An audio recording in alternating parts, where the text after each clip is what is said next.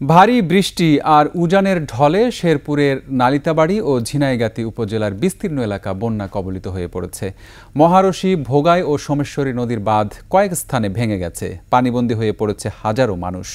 শেরপুর প্রতিনিধি শরীফুর রহমানের তথ্য ও ছবিতে ডেস্ক রিপোর্ট। উজানের ঢলে বাড়ছে নদ নদীর পানি।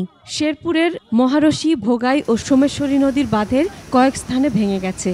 বানের পানি ঢুকছে বাড়িঘরে।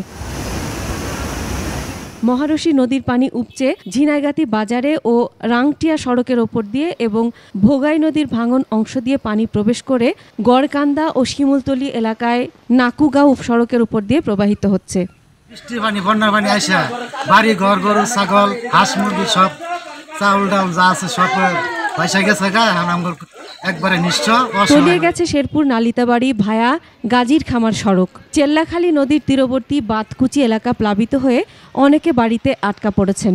তাদের উদ্ধারে কাজ করছে ফায়ার সার্ভিস। পানিবন্দী হয়ে পড়েছে কয়েক হাজার মানুষ। তলিয়ে গেছে উঠতি আমন ধান। বৃষ্টিতে শেরপুর শহরের বিভিন্ন এলাকায় জলাবদ্ধতার সৃষ্টি হয়েছে। পানি উন্নয়ন বোর্ড বলছে, ভোগাই চেল্লাখালী নদীর পানি বিপদসীমার উপর দিয়ে প্রবাহিত হচ্ছে। Masuma Lisa, desk report, 21 television.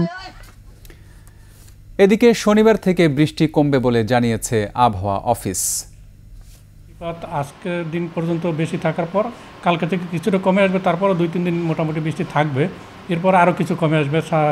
7 তারিখের পর থেকে বৃষ্টিপাত আরও কমে আসবে। দক্ষিণ পশ্চিম মৌসুমি বায়ু সেটা এই মাসের মাঝামাঝি পর্যন্ত থাকবে, এরপর বিদায় নেওয়ার সম্ভাবনা রয়েছে। তখন হয়তো বৃষ্টিপাতটা মোটামুটি একেবারে থেমে যাওয়ার অবস্থার সৃষ্টি হবে।